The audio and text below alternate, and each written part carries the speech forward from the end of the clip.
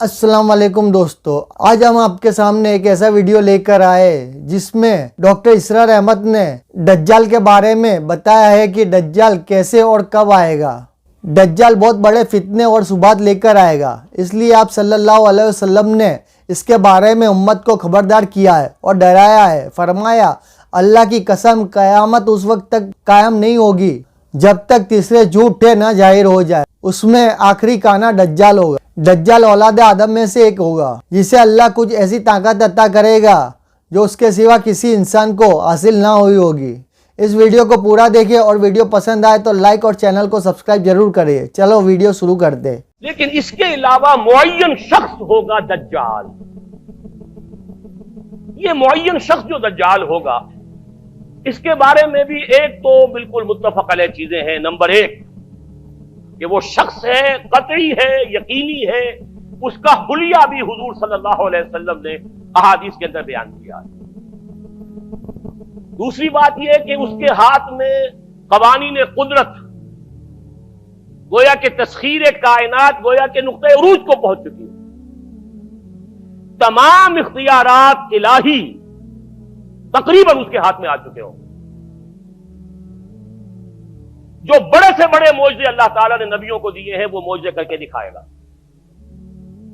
وہ مردہ کو زندہ کرے گا،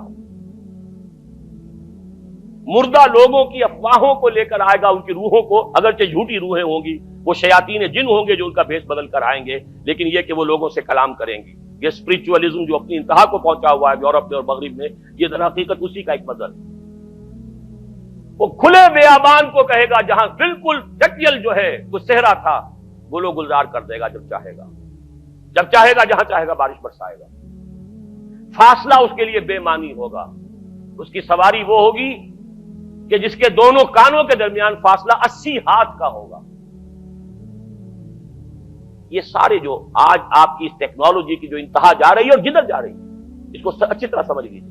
آج سے 100 سال پہلے شاید انسان ان چیزوں کا تصور نہ کر سکتا۔ وہ کوئی سواری ایسی بھی ہو سکتی ہے جس کے دو کانوں کے درمیان کا فاصلہ جو ہے وہ 80 ہاتھ کا ہو۔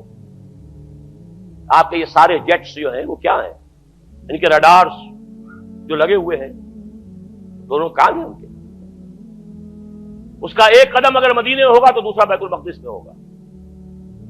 اس کی آواز پوری دنیا میں سنی جائے گی۔ سنی جا رہی ہے کہ نہیں؟ یہ ساری قدرت، ساری قوتیں، تسخیر کائنات کلیتاً ایک آدمی کو چیر کر دو ٹکڑے کرے گا، دونوں ٹکڑوں کو علیحدہ کرے گا، ان کے درمیان چلے گا اور پھر ان دونوں کو جوڑے گا اور کھڑا کر دے گا۔ احادیث میں ساری موجود ہے۔ سرجری جدھر جا رہی ہے وہ جب نہیں کہ وہاں تک آدمی پہنچ جائے۔ فریز کر کے تو یہ معاملہ اب ہو ہی سکتا ہے، لیکن یہ کہ ابھی اگلا اور قدم کیا ہوگا کچھ نہیں کہہ سکتے۔ یہ چیزیں تو ہے متفق علیہ۔ البتہ کچھ معاملات کے اندر احادیث میں کچھ اختلاف پایا جاتا ہے اور یہ مشکلات الحدیث میں سے، اور میں بھی چونکہ اس مسئلے میں اب تک بھی کسی درجے میں ابھی قطعیت کے ساتھ میں کوئی بات نہیں کہہ پا رہا ہوں، لیکن اب چونکہ گمان غالب کے درجے میں ایک رائے تک پہنچ چکا ہوں، اس لیے میں نے آج اس بات کو آپ تک پہنچانے کے لیے یہ عنوان اختیار کیا۔ اس لیے کہ حدیث میں جو آتی ہے تفاصیل، اس سے معلوم ہوتا ہے کہ یہ دجال دو دجل کرے گا۔ یا تو وہ دو دجل کرنے والے دو دجال علیحدہ ہیں، یا یہ دونوں دجل کرنے والا شخص ایک ہی ہے۔ بس یہ مسئلہ ہے کہ جو آج تک مجھ سے حل نہیں ہوا تھا، اب تک کہنا چاہیے آج تک نہیں۔ اور یہ اس میں علماء سے بھی گفتگو ہوئی ہے، اور جن لوگوں نے اس مفہوم موضوعات پر اپنا وقت لگایا ہے ان سے بھی گفتگویں ہوئی ہیں، تو وہ بھی اس مسئلے کو حل کرنے سے تاحال قاصر رہے۔ لیکن یہ کہ اب میری رائے یہ ہے کہ یہ دو شخص ہیں علیحدہ علیحدہ، واللہ عالم۔ لیکن ایک رائے تک میں پہنچ چکا ہوں، اس لیے وہ رائے آپ کے سامنے رکھ رہا ہوں، اور آپ کے ذریعے سے وہ آگے بھی پھیلے گی تو اہل علم کے ساتھ جو ہے اس معاملے کے اندر تبادلہ خیالات کی بھی نوبت آئے گی انشاءاللہ۔ لیکن یہ کہ اس میں یہ بات قطعی اور یقینی ہے کہ اس طرح کا ایک شخص پیدا ہوگا۔ البتہ یہ کہ آیا وہ دو ہوں گے دو مختلف اوقات میں، یا ایک ہی ہوگا ایک ہی وقت میں، صرف اس میں اختلاف ہے۔ میرے نزدیک وہ دو ہوں گے۔ ایک وہ شخص جو جھوٹا مسیح ہونے کا دعویٰ کرے گا، المسیح الدجال، جیسے حضور نے فرمایا میری امت میں 30 دجال اٹھیں گے جو نبی کا دعویٰ کریں گے، جن میں سے 5-6 تو حضور کے اپنے زمانے میں اور آپ سے متصل اٹھ کھڑے ہوئے تھے. بعد میں محمد علی باب ہو، بہاء اللہ ہو، قادیانی ہو، نہ معلوم کہاں کہاں کون کون اٹھے ہوں گے، واللہ عالم.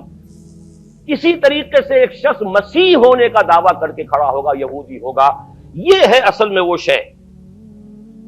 اور اس میں جو ان دونوں شخصیتوں کے مابین اگر کوئی ذرا سا اگر ابہام رہا ہے تو میں ایک حدیث بھی نوٹ کر کے لایا تھا، حضرت عبادہ ابن صامت رضی اللہ تعالی عنہ سے ہے، ان رسول اللہ ہے، انی حدثتکم عن الدجال حتی خشیت اللہ تعقلوا.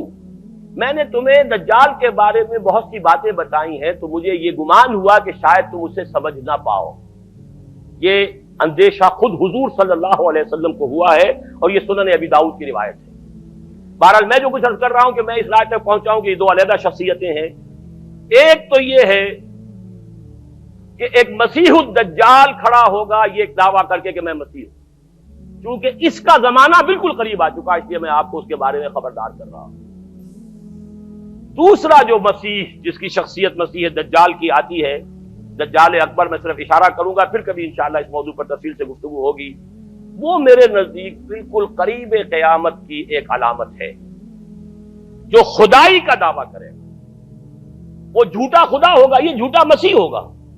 المسیح الدجال، الدجال الاکبر وہ ہوگا کہ جو قیامت کے بالکل قریب کی 3 نشانیاں ہیں. جبکہ وہ آ جائیں گی تو حدیث میں آتا ہے کہ اس کے بعد کسی شخص کے ایمان لانے کا، توبہ کرنے کا فائدہ نہیں ہوگا. ویسے تو علامات قیامت جو ہے ان میں سب سے پہلی میں نے بتایا تھا حضور کی بعثت خود علامات میں سے. اس کے بعد 10 علامتیں حضور نے گنوائی ہیں اور وہ تدریجاً پوری ہوتی چلی جائیں گی. آخری علامات کے لیے حدیث سن لیجیے. عن ابی ہریرہ رضی اللہ تعالی عنہ قال قال رسول اللہ صلی اللہ علیہ وسلم ثلاث اذا خرجنا لا ينفع نفسا ایمانا لم تكن آمنت من قبل او کسبت فی ایمانها خیرا طلوع الشمس من المغرب وخروج الدجال ودابۃ الارض. 3 نشانیاں وہ ہیں کہ جب وہ ظاہر ہو جائیں گی تو پھر کسی کا ایمان لانا مفید نہیں ہوگا جو پہلے ایمان نہیں لایا تھا یا جس نے اس سے قبل اپنے ایمان میں کچھ اعمال صالحہ کی کمائی نہیں کی تھی. یعنی گویا کہ توبہ کا دروازہ بند ہو جائے گا. جیسے جب موت کے آثار شروع ہو جاتے ہیں تو توبہ کا دروازہ انسان کے لیے بند. اب جب موت کے آثار شروع ہو گئے اب توبہ کرنا فائدہ نہیں. اس سے پہلے توبہ کا دروازہ کھلا ہوا. معلوم یغرغر، جبکہ وہ موت کے آثار شروع ہو جاتے ہیں، گھنگرو بولنا شروع ہو جاتا ہے، معلوم ہوتا ہے کہ اب جا رہا ہے، اب توبہ بیکار.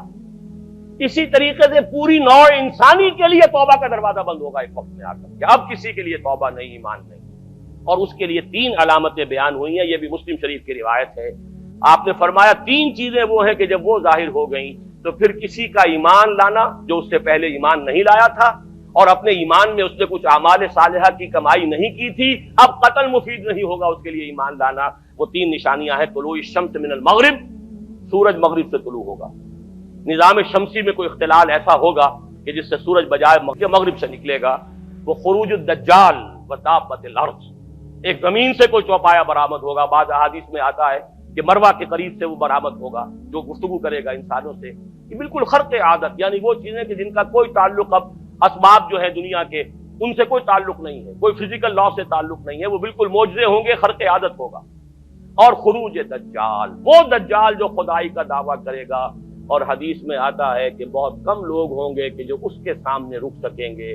اکثر و بیشتر جو کمزور ایمان والے لوگ ہوں گے وہ اسے خدا تسلیم کر کے اس کی پرستش شروع کر دیں. میرے نزدیک یہ آخری چھلنی ہوگی جو لگائی جائے گی اہل ایمان کو ایک طرف کرنے کی، اور یہ قیامت کی نشانیوں میں سے آخری نشانیوں میں سے. اپنے دوستو، میں آپ سے کچھ حدیث بیان کروں گا جو کہ دجال کے بارے میں بتایا گیا ہے. آدم علیہ السلام کی پیدائش سے لے کر قیامت کے دن تک دجال سے بڑی کوئی مصیبت نہیں. مسلم شریف 73-95. دجال کے علاوہ دوسرے فتنوں کا تمہارے بارے میں مجھے زیادہ ڈر ہے. دجال اگر میری زندگی میں نکل آیا تو میں دلیل کے ذریعے مقابلہ کر کے تم سب کی طرف سے اس پر بھاری پڑوں گا، اور اگر یہ میرے بعد آیا تو ہر شخص دلیل کے ساتھ اس پر غالب آنے کی کوشش کرے. اللہ ہر مسلم کی مدد کرے گا. مسلم شریف 73-73. ابن ماجہ 40-77. میں تم کو اس سے ڈرا رہا ہوں، ہر نبی نے ان کی قوم کو اس سے ڈرایا ہے، لیکن میں تمہیں ایک ایسی بات بتاتا ہوں جو کسی نبی نے اپنی قوم کو نہیں بتائی، وہ یہ ہے کہ دجال ایک آنکھ سے کانا ہوگا، اور اللہ تعالیٰ ایسا نہیں ہے۔ بخاری شریف 71:27، ابن ماجہ 40:77۔ بھائی آج کے ویڈیو میں بس اتنا ہی۔ کامنٹ میں اللہ اکبر ضرور لکھے۔ آپ کو یہ پسند آیا ہوگا تو لائک اور چینل کو سبسکرائب ضرور کریں۔